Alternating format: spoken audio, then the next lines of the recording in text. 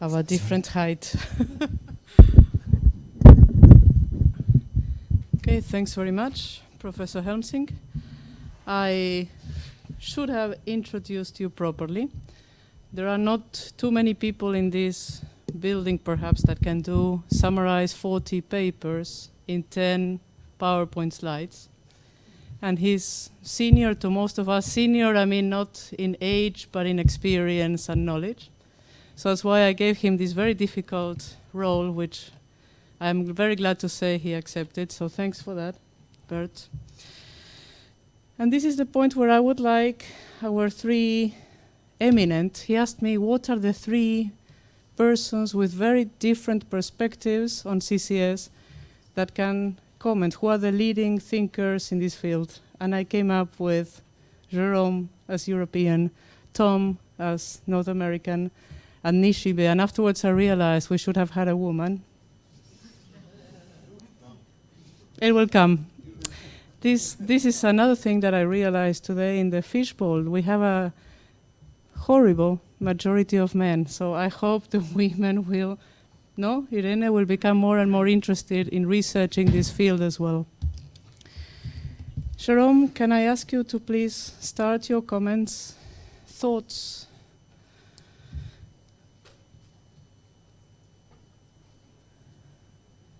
You turned it off. Yes. Okay. I think I'm going to be short. So just a few comments coming from what I've heard since yesterday, what have been said, what has been just presented by Professor Helmsing. What strikes me still today is that we still need knowledge about experiences. We still need data.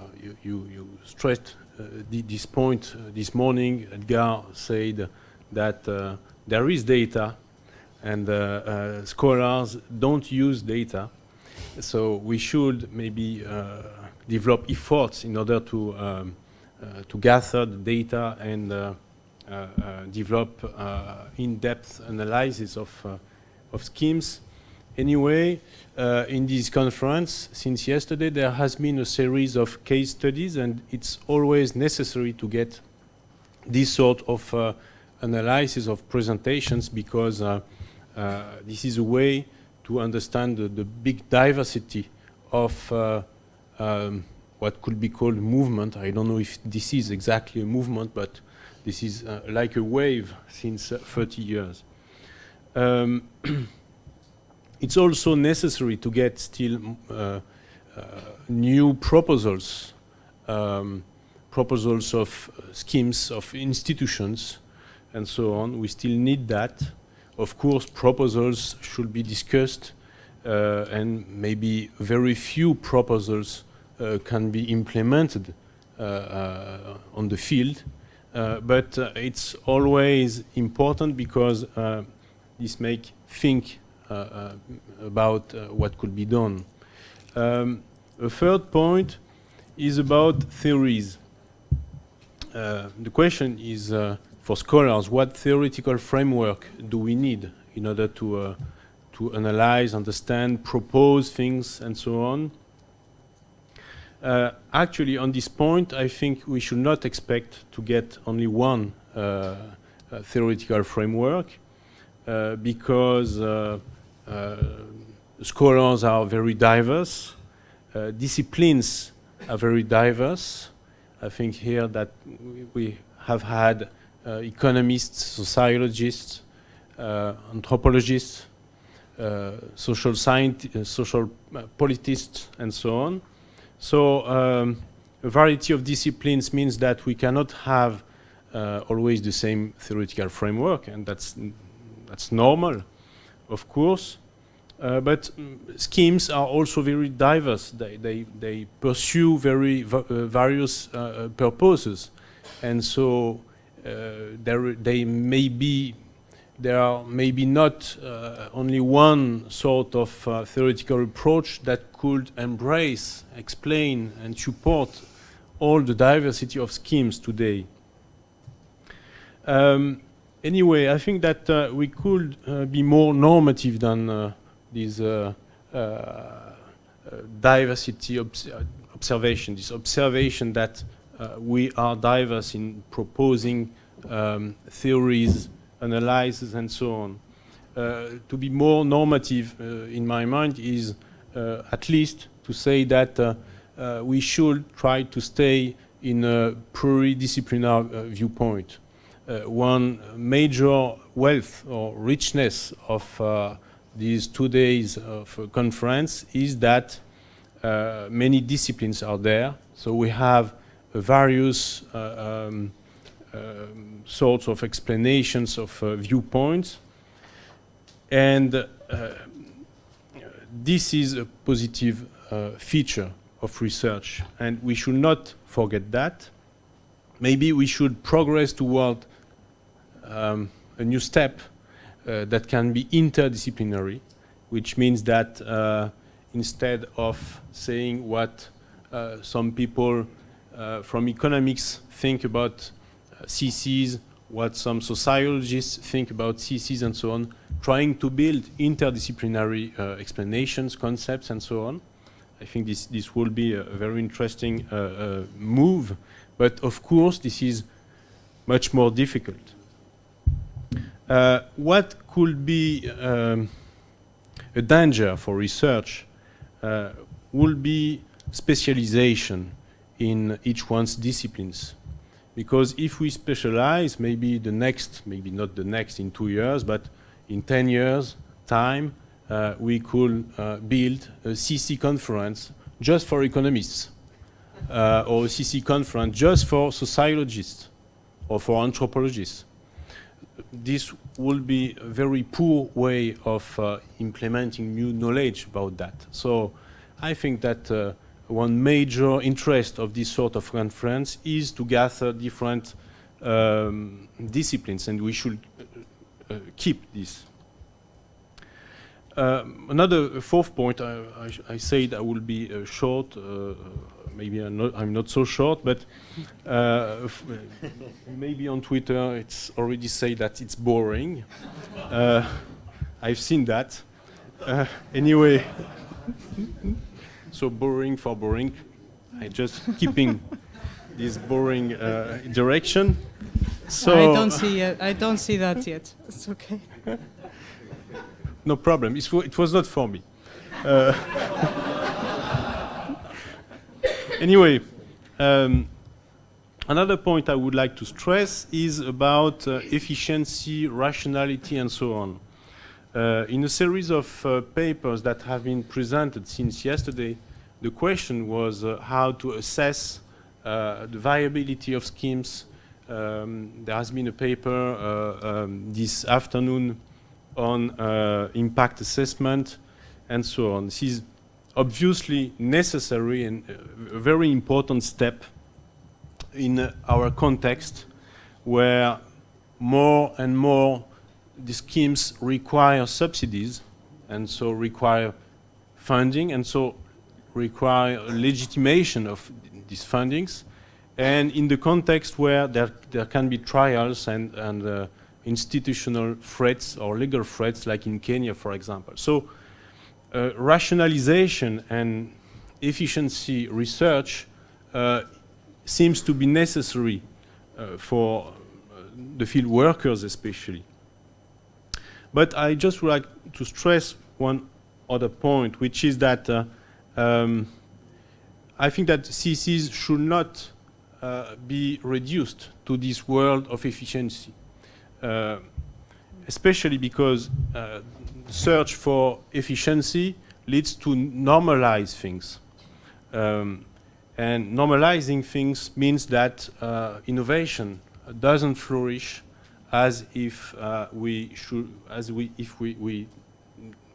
did not have this search for efficiency and for normalizations and so on. And so CCs are to be put partly in this realm of efficiency and rationality, but partly should be kept outside, especially to let communities prepare and invent their own schemes as far as communities are the pilots of their own development, empowerment, and so on, efficiency is maybe not the good thing to search. So CC movements, and as a consequence, research on CCs should, of course, try to assess the efficiency of schemes, but we should not forget that innovation also requires to be partly outside of this universe of rationality and efficiency. I finish with this point. Thank you very much.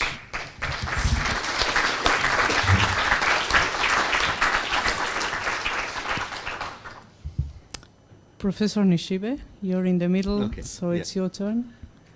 Okay. It's just boring already.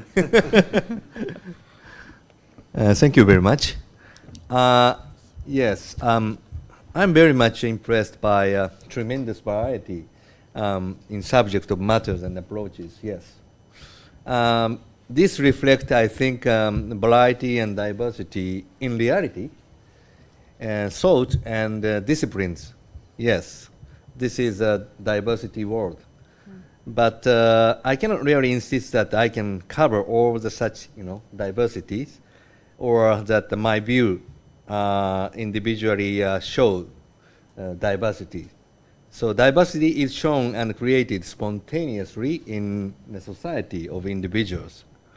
So I don't try to pretend a generous pluralist, but try to make my position clear to contribute to make diversity as a whole. So my position is, I would say, evolutionary, prospect or evolutionary idea of thinking. Why I'm an evolutionist? Because evolution itself includes the diversities in ecosystems. So I would like to suggest that we would like to have inspiration from the biological, the thinking, rather than just physical thinking or machinery thinking. What about evolutionary thinking is, we have to think about, biology things, as a whole, we have ecosystems with great diversities of species, but also there is a mechanism inside of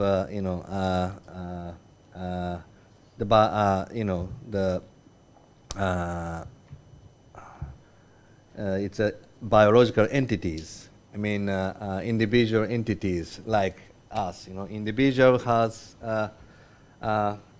DNA, and DNA has it's a kind of biological real entities, which has the rules how we, emerge as individual entities, and also it's regulate the diversities.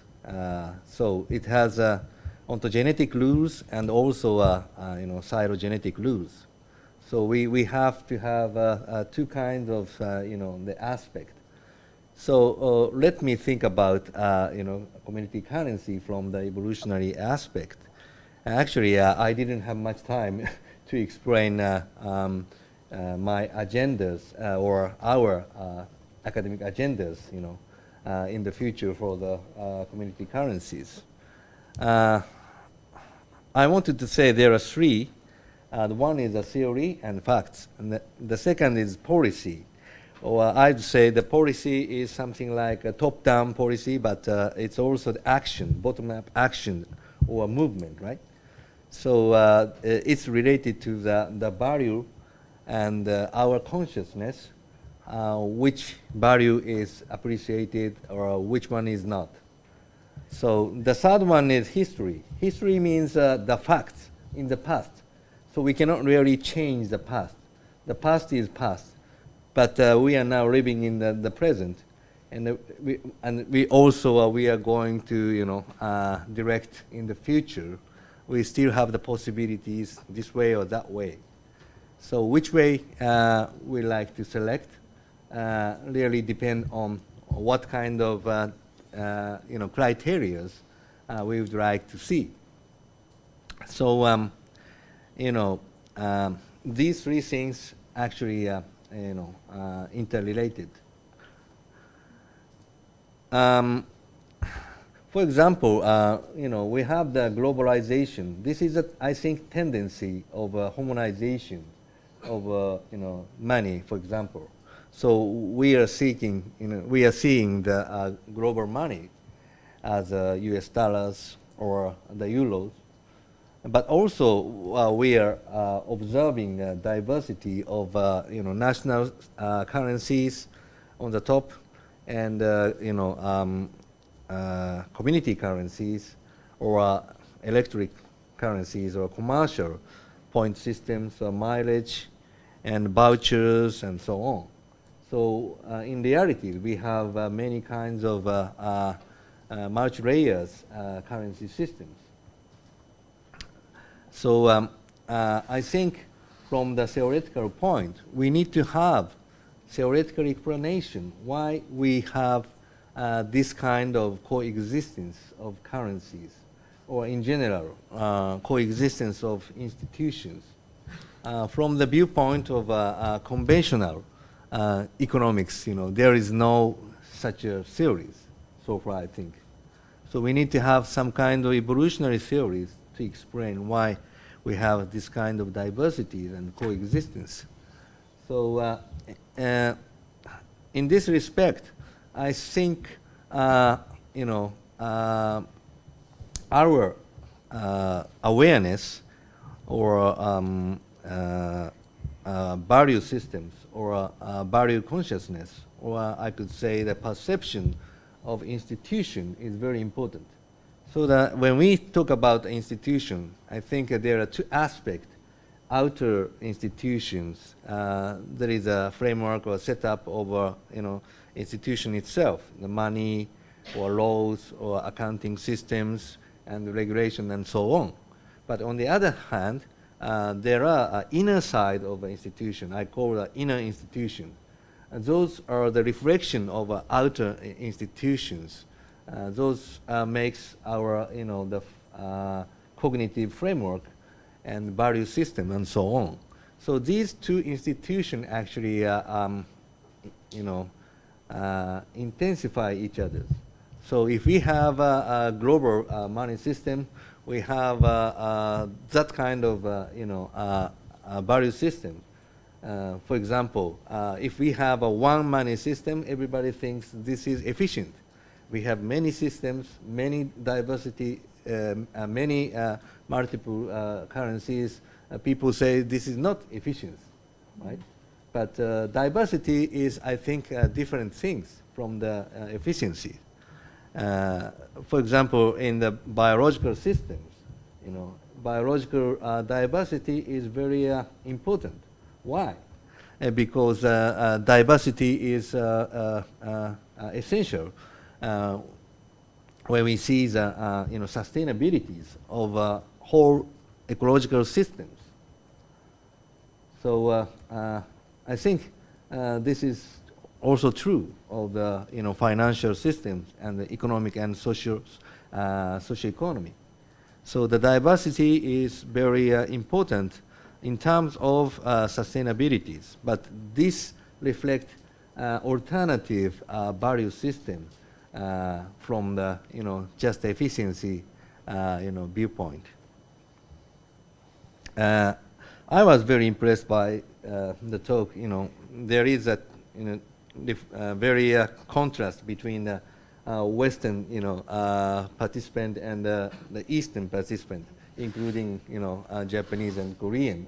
So we are more focused on the conceptual of perception and value system, because we are thinking of this kind of dynamics between the inner institution and outer institution.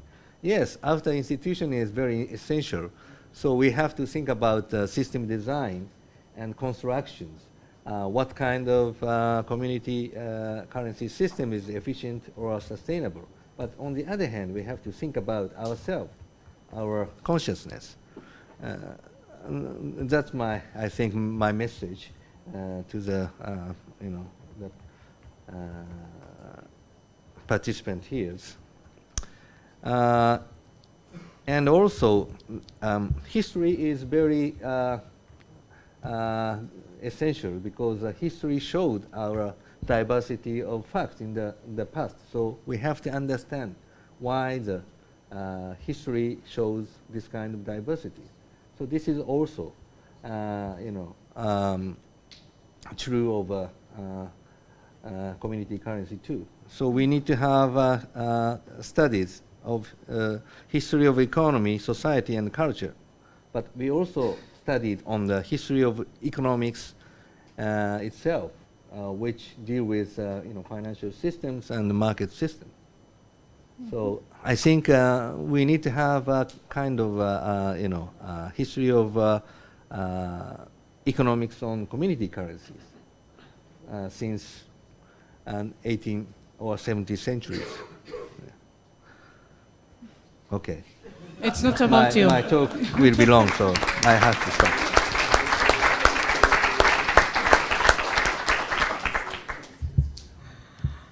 Tom Greco, your turn, please. Thank you.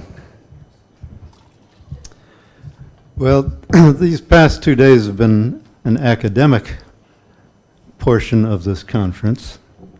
And so the focus has been on academic research and reporting and theory. I left my academic career behind about the time I got interested in money and banking. And I'm very problem-oriented. I think problem-centered learning is the best kind of learning. And I perceived a problem. And I get the sense that the reason why we are all here is because we all perceive a problem. And we somehow think that complementary currency might possibly be a solution to that problem. So it's not only academic, theoretical, historical, and other information that needs to be considered, it's also action that needs to be considered. The approach that I've taken is I've tried to assemble the facts based on my concerns, my understanding of what the problem is. And the problem that I focused on initially was why is it that the world has such tremendous problems with recurrent wars, famines, children dying because they don't get enough to eat or enough clean drinking water, some people tremendously rich and other people so poor that they can't even survive. And why is it we have these continual monetary and financial malfunctions, bubble and bust cycles? In business school they call it the business cycle. So I set out to assemble the facts and to figure out what I needed to learn. You know, I had degrees and I had experience several years as a college teacher, and I soon realized that I didn't know anything about money and banking. I had been taught some things, but found out that much of what I learned was not right. And so I proceeded to try to discover other sources that might lead to reasonable conclusions.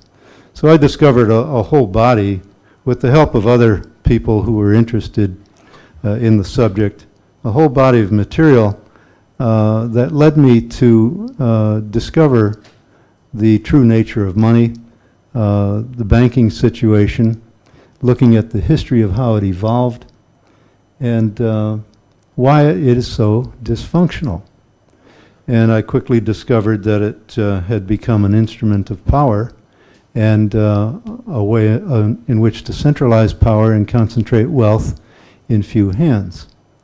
So that has led me to become an activist as well, discovering the facts, drawing logical conclusions from the facts, and then deciding, well, what are you going to do about it? I decided that in order to liberate ourselves from this hierarchical, centralized power structure, we have to take control of money and credit. So that's why I'm here, and that's why I've been writing about it and learning about it and preaching about it for all these years.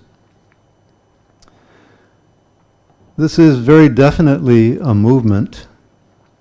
I think this complementary currency movement is a part of a civil rights movement. It's part of a liberation movement. It's part of an environmental movement. And I see things like the Occupy movement. That's what drew me back to the United States a year and a half ago, is to see if I might be able to engage with the Occupy movement and give it some direction. Protest is fine in letting the power structure know that we're not happy, but then we've got to articulate what it is that we're after. And then we've got to take action to liberate ourselves and create the kinds of structures that will work for everyone. So that's basically the way I see the situation. And recently we've seen the response that we're getting from government become extreme. And this should be no surprise because it's happened historically as well. In a couple of my books I mention the examples of Schwanenkirchen in Bavaria and Vorgel in Austria. These were Depression-era currencies that arose in response to the malfunction of the monetary system at that time. And both of them were very successful, got written up in mainstream media all over the world, and eventually were shut down at the behest of the central bank and the government. So we shouldn't be surprised that as we become more visible and more effective, we're going to see more resistance on the part of the established power structure. And that's true with any movement. You know, we've seen it with the anti-slavery movement, we've seen it with the civil rights movement, and we're going to see it with the free money movement. And free money does have a history. There's been a lot of material published by theoreticians and historians about free money going back into the 1920s, 30s, 40s, and onward. But a lot of that has been buried and forgotten, and we need to dig it up again and learn what we can from it. But we also need to learn what we can from the anti-slavery and the civil rights movements as well, because we need to figure out effective ways of implementing exchange systems that work, and we need to find effective ways of dealing with the power structure as it exists so that we can get on with the work that needs to be done and find ways to push aside the interference that we're going to encounter.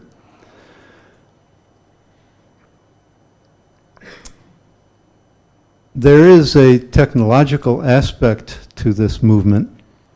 There are a lot of things possible now that weren't possible before.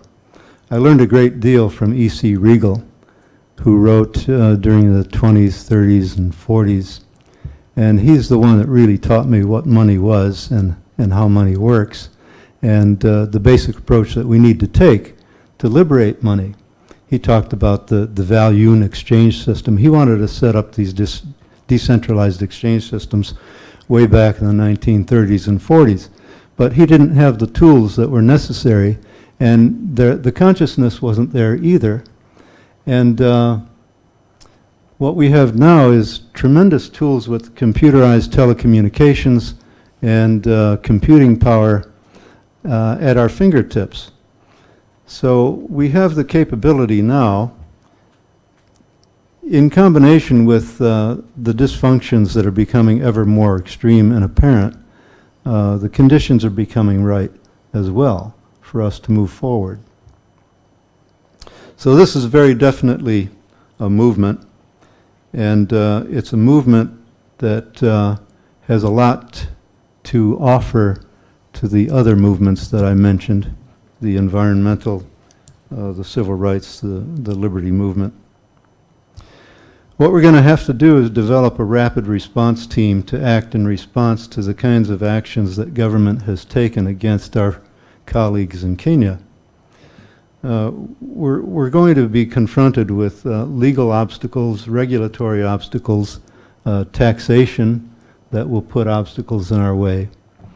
And we need to find ways to engage government and find friends in government that will basically leave us alone.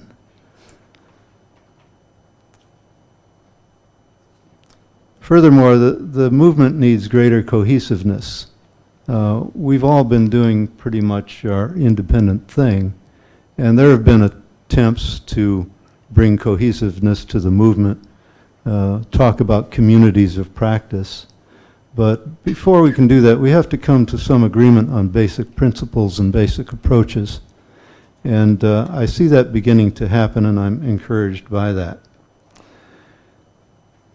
So to realize the full potential, we need this cohesiveness, and we need to have coherent action in the direction that we can agree upon. So that's what I have to say. Okay, thanks very much.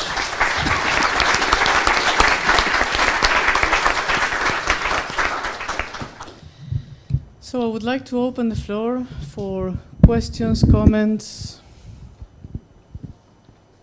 Or are we just too tired? Okay. I'd like to follow up Tom's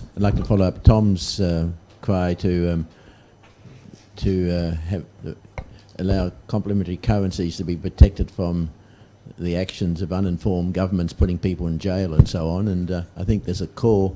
I wondered if Georgina would like to use this conference, have sort of a closing resolution to establish those sorts of initiatives of complementary currencies that that governments should keep their nose out of, and maybe ask Hugo, who's got a terrific taxonomy of different sorts, of saying what sorts can add value to the national monopoly funny money, the virtual currencies that the state has. Because I think complementary currencies can invigorate economies and solve a lot of the problems that they can't do alone with their present monetary and fiscal policies. So could the organisers perhaps consider taking up that idea to get people like the United Nations involved, to empower people to look after themselves rather than relying on governments to do it? How would the United Nations do that?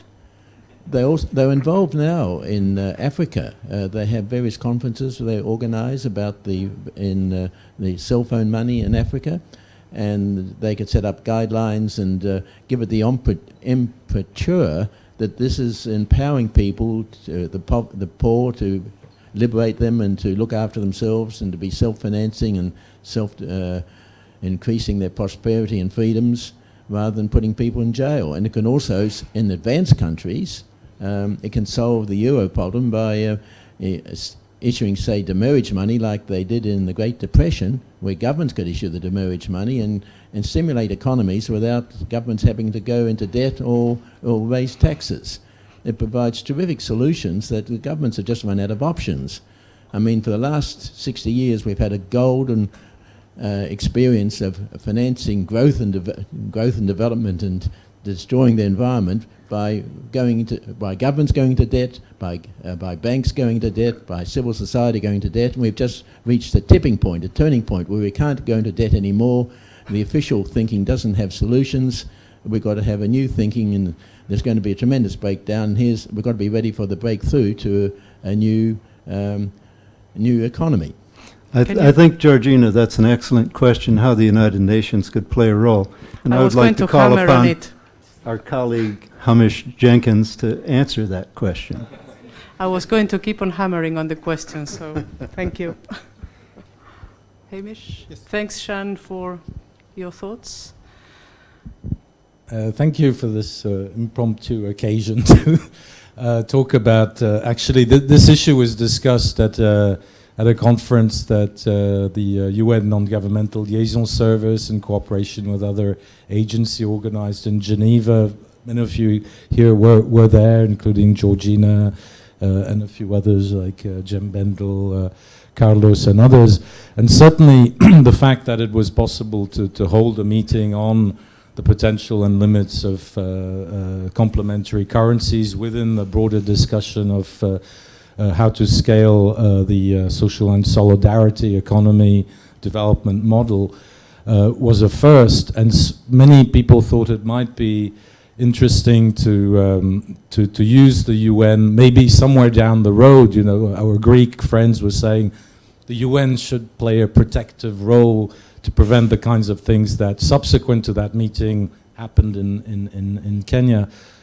However, at this stage, we're still, you know, it's a complete unknown for most UN agencies, most member states. So the step number one would be to try and produce a robust publication that's very easy to understand, but very much policy oriented in terms of, you know, why complementary currencies, if well designed, implemented together with other complementary development strategies, can really make a tremendous difference, not only in a situation of crisis, but also, as was discussed in the summary of the meeting, as a truly transformative tool.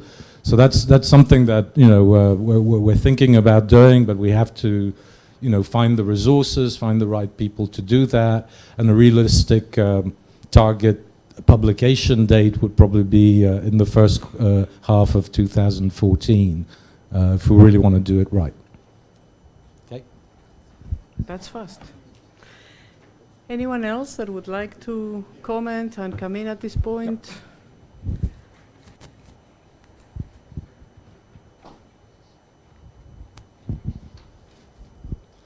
Hello, John Rogers. I've just arrived. Sorry I missed the rest of the conference so far. But I'd like to also echo Tom's very important point about connecting theory and practice. One of my favorite quotes is from an American baseball coach, which Tom probably knows, a man called Yogi Berra, who allegedly said, in theory, there's no difference between theory and practice. In practice, there is. And I think that's often a fundamental dilemma in every field, is how do we get the academics studying stuff together with the practitioners? I was a practitioner for 10 years. I ran a local money system in Wales, in the UK, and then I was a quasi-academic working in a university institute for 4 years, an institute for community currencies. So I've kind of seen it from both sides. And we need to get better, I think. Last year I wrote a book called People Money, and for that book I interviewed 40 local currency practitioners from all over the world, and I asked them all the same question, what have you achieved? What impact have you had economically and socially? And I have to say that a lot of their replies were distinctly woolly. So the practitioners can be very woolly about their data. On the other hand, I sometimes read academic papers about local currencies, and I wonder where on earth this person's coming from, because it seems so far from the reality practice that I know. So I think we do need to learn how to build bridges. And I want to make a really practical suggestion for whoever organizes the next conference in this series. Yes, let's maybe have 2 separate conferences, the academics and the practitioners, but why not have a day in the middle, where for half the day, the academics are challenged to sit and listen to the practitioners, telling them what they want them to research. What is top of your agenda as a practitioner that you want to know more about? Whether it's impact, whether it's social impact, economic impact, whatever it is. That would, I think, help the academics a bit, maybe to sharpen their practice, because for me, as a practitioner, the fundamental test of academic practice is whether it's relevant to practice and reality. But on the other hand, then the second half of the day, we could do it the other way around. And the practitioners can listen to the academics, and they can report what they've researched. And I think that would maybe get everyone a bit more real about what effect this is having, because Tom is telling us just how important politically and socially at this moment in time in history this movement is. And I'd like to see more sort of realistic focus on that, and seeing where do we want this movement to be in 10 or 20 years. And I know that doesn't fit with the objectivity, the value-free nature of science and all that stuff. But I think, you know, we need to invest some values into the academic practice as well. So that's my 10 penneth.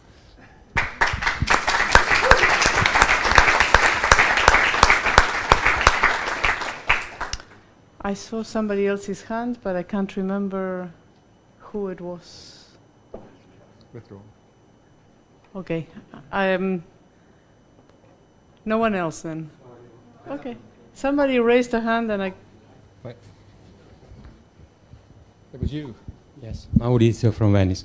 I agree with you, but if we have to face the reality, we must consider that there is a little bit crisis also in the movement, also in the practice. And this is the problem, that, and this is the question that we need also theory and theory and to join. But we have not to take the practice as something that we cannot discuss. Also the practice, maybe I don't understand well what you mean, but there is a problem also with practice. Thank problem you. of crisis, sorry. Thank you. That's a discussion that will take you a lot of time to resolve. One more, last one, yeah. Christophe Place, I'm having a comment about Jerome Blanc talk about impact assessment. With Leander Bindewald, we presented some impact assessment methodologies, and actually in the introduction we didn't say that we know that what we are looking for are the new paradigm for society is a good equilibrium between yin and yang, between masculine and feminine values, between soft skills and hard skills. And by integrating this impact assessment, impact evaluation framework, actually, which is truly based on measurement, rationality, normality, hard skills, maybe not appropriate for a CCF movement who are looking for a good equilibrium. That's why by doing it, we know that we can go further. We have to put it, we have to do it, but respecting this equilibrium between soft skills and hard skill for this equilibrium, and also to let this field having enough space for innovation. So I totally agree with what you said, and it's true that in our presentation we didn't speak about that, but we are totally agreeing with this point of view. Okay, Thank thanks you. very much. I will... There's another hand. Let's go. Yeah, okay. I will proceed to close it. I would like to ask Erick Brenes, who was somewhere, yes. Can you give the microphone to him? Erick, what do you take home from this conference? You have to walk a bit. Yes, I should go to the front, yes. What am I taking home? A laptop that I found in the entrance. No. Well, I want to say something, paraphrasing a little John Rogers and Thomas Greco, and something of that Jerome also said is a big difference between the praxis, the practical approach, and the theoretical approach. When I start my PhD, writing my PhD, I realized that if we want to change the world, theory is very important, but it's in practice when you really actually change it, you know. And the whole movement is about trying to change the monetary system. I don't care if we are wrong or we are right. What is really important is to try. And what else? There's something that I see, as Professor Helsing say, there seems to be a big difference between European projects and Latin American projects, and unfortunately, we cannot see African projects in here. But for me, the difference just tell me that there is a big awareness of the civil society, that we are really trying to arrange this monetary system, you know, at small scale or big scale. But for me, what is important is the awareness of the civil society. And another thing I want to say is about funding projects. Very often I get asked if I know where can projects get funded in order to push them a little farther, you know. And it's impossible to get funding. I worked 10 years with projects, and it's impossible to get funding for complementary current projects. But is that really a threat, or is it an opportunity? for me, it's a big opportunity to show that if a project is sustainable, it's sustainable without help. So we should, think both things.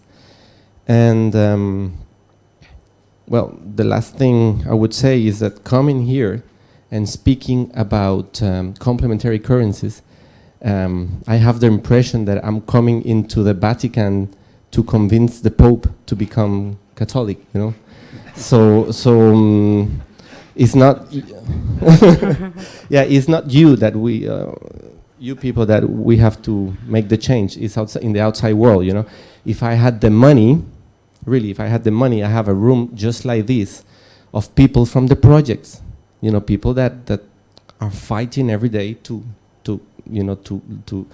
bring the projects into reality. So we are the tip of the iceberg. We should never forget that. We are the community of community currencies. And as the community of community project, the beauty is in the variety, so let's keep it. Let's keep it. And just to close it, please. Just to close, I remember when I was finishing the economic school, maybe 15, 12 years ago, no, maybe 20 years ago, there was a stupid guy that came to Costa Rica and started talking about bringing ecology into every science. And I found it so stupid. Ecology, bringing ecology science to lawyers, to economists, to sociologists, to politicians, and I thought it was so stupid, But right now I realize that we manage something very interesting. We bring the logic of the environmental rationality into all different kind of disciplines, So Jerome was saying that it's very, very,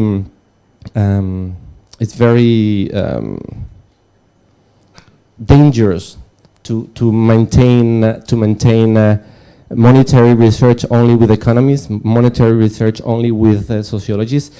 But I think it's very important to do that, to teach monetary theory to environmentalists, to politicians, to sociologists, but keeping the variety. I think it's very important because if one thing I have learned from going around in Latin America and Asia and sometimes even Europe is that one thing that we have in common is that we don't understand the monetary system.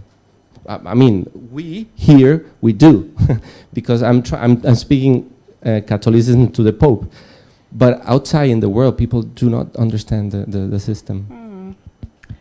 Thank you.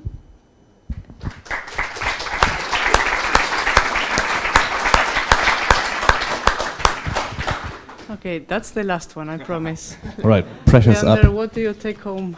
Well, first of all, I'm not going home. There's 3 more days, and that'll be interesting. And just to pick up on the iceberg that Erick just mentioned, it's not actually an iceberg. I think we're standing on the shoulders of giants here. And me, as somebody who only came to this field 4 years ago, it's a great honor and pleasure to be in the same room with Thomas Greco and Tim Jenkins and representatives for Margaret Kennedy and Bernard was here, and everybody else who formed this.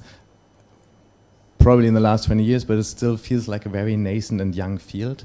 And in this sense, it also feels very fragile. And the one thing that I always come back to when I look at not the movement, but working with so many different peoples every day in my job and talking about currencies every day, I think really the expectation management or expectation control thing is very important.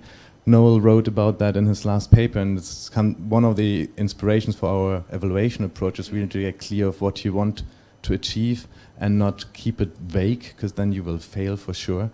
And in that sense, I kind of doubt what John was saying, that practitioners can go to academics and say, this is what you have to research, because then academics turn around and say, well, I don't have funding for that, so I'll just do what I'll do anyway. This whole thing of what we want from each other needs to be very clarified, and it's beautiful and it's wonderful to have this diversity. On the other hand, working on this from the urgency of knowing we all have to do something about the monetary system is also like a prism where we go in through the same lens, but then we realize, oh boy, now we are rainbow, and yellow and green and blue are really speaking different languages. if we want to make this commotion a movement, it should go through a lens again to actually get into a concentrated beam of light. And I have 200 other notes here, but that I'll leave actually in favor for the dinner of this one thing. So with this concentrated beam of light that can be laser sharp and actually useful, and Shan was asking for that, and we know all about the situation in Kenya at the moment, we actually have something that could actually have a concrete straight movement somewhere.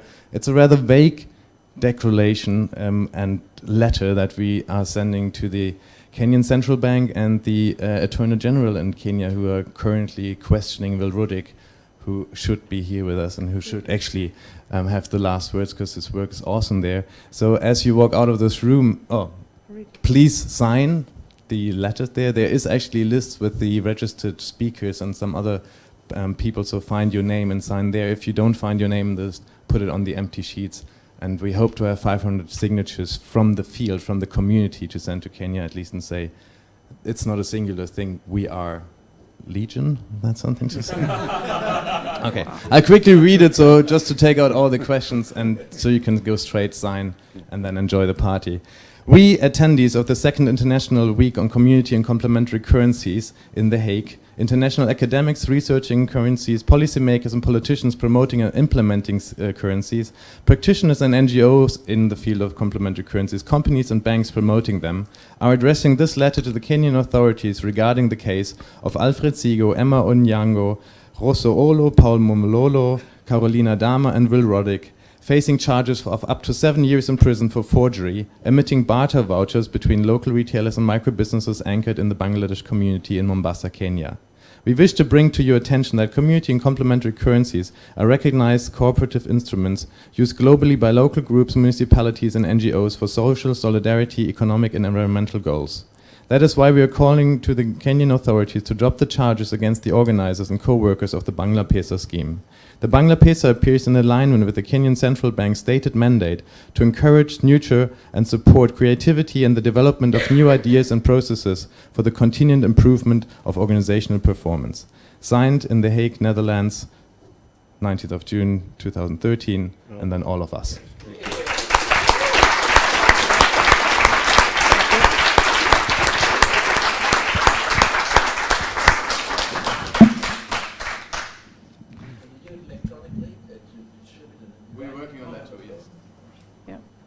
Yeah, that's the idea.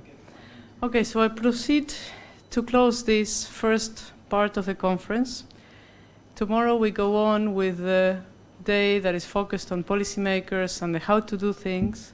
And I will sit down and I will let these people of COIN, Annette, who is not here yet because she's still preparing things, Edgar and Dennis, run up and down the building, and I will enjoy seeing you. I will only take care, you know, that you don't drill holes and so on, but other than that, I will take it as a free day. So many of you are going to stay, which is great. You said something like putting activists in one room or practitioners in one room. Yes, that's the program for the weekend. So those of you that can and want to stay in the weekend, there will be 200 activists and practitioners that will meet on Saturday at 9 a.m. and say, oh, this is what we want to do now. And they have 2 full days to discuss that. Okay, what else do I have? This is the moment to say thank you. So I would like to thank, first of all, the rapporteurs that gave Bert enough input to do this wrap-up, and that ended up very tired. They told me they were working yesterday until, well, when some of us were already eating, they were still here working. So thanks very much. I would also like to thank the people that worked very hard in this building, although they are not here, but my gratefulness to all of them. I would like to thank the sponsors of this conference, which we have quite a few of them. You can see the banners of Dune, which is a very interesting organization, but we were also sponsored by the Time Banks of The Hague, the City of The Hague, the EU Northwestern Europe Interregional Fund. Is that correct? Pretty good. Thank you. Banco Palmas. What was the FMD? No, but it has a very nice Global Fund for Cities Development. Thank you.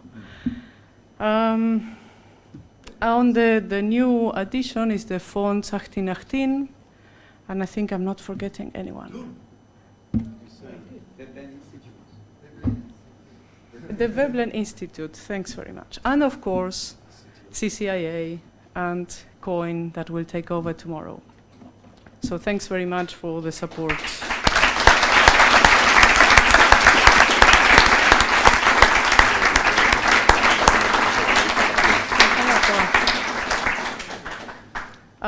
One more point that some people have been asking, what's going to happen with the papers? There are two publications coming up. One will be a special issue in the International Journal of Community Currencies Research, and the second one will be a book published by Pickering and Cato in London.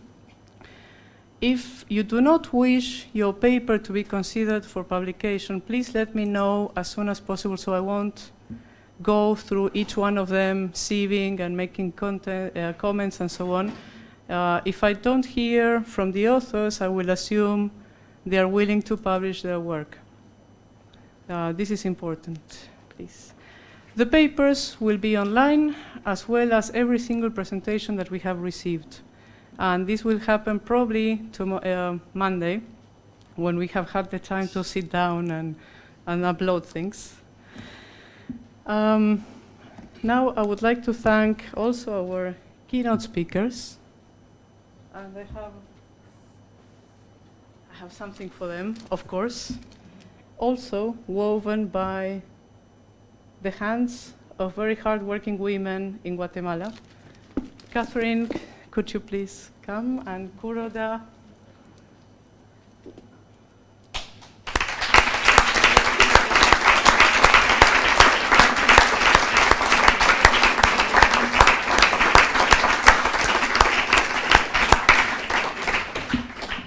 Thank you so much for the food for thought that you have given us. Finally, point before last, the next conference will be organized outside Europe. You were going to shout when I said Brazil. Our Brazilian colleagues have offered to organize the next one in 2015, 2 years from now.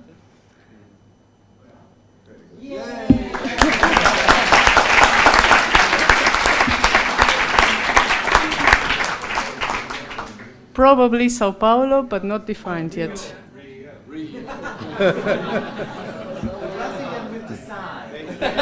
The Brazilians will decide.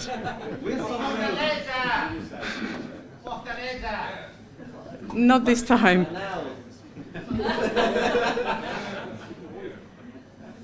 I would very, very much like to thank the assistants, the students' assistants that were a tremendous support.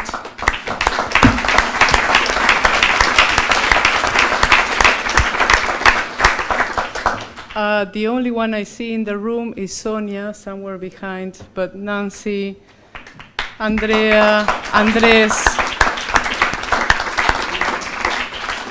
and especially Maria, who is not in this room, but was my left hand and my right hand, and sometimes my brain.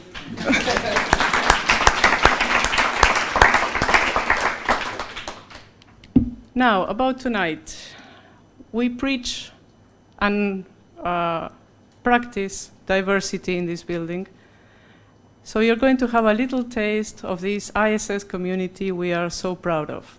And I have found that we have professional dancers among our students, and this is what we are going to offer within the dinner.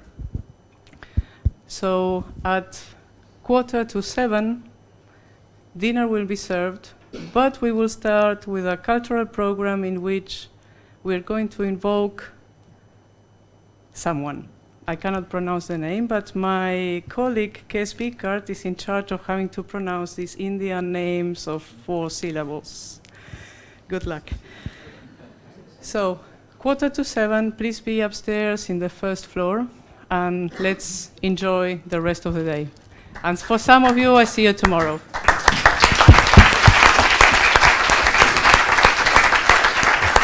I'll just grab the microphone because in the acknowledgements and thanks you forgot yourself, of course. But thank you so much, Georgina, for the beautiful conference. And despite us having taken the strategic decision to separate it between today and the policymakers and the practitioners, you overstepped your mandate necessities and helped us others organizing the other parts of the conference greatly. And thank you for having us at the ISS. Thanks. Well, thanks for coming, everybody. And you can relax for 45 minutes now. Me too. Congratulations. Thank you. Super See you event. on Monday. Thank you. Gracias. Great. Muy normativo.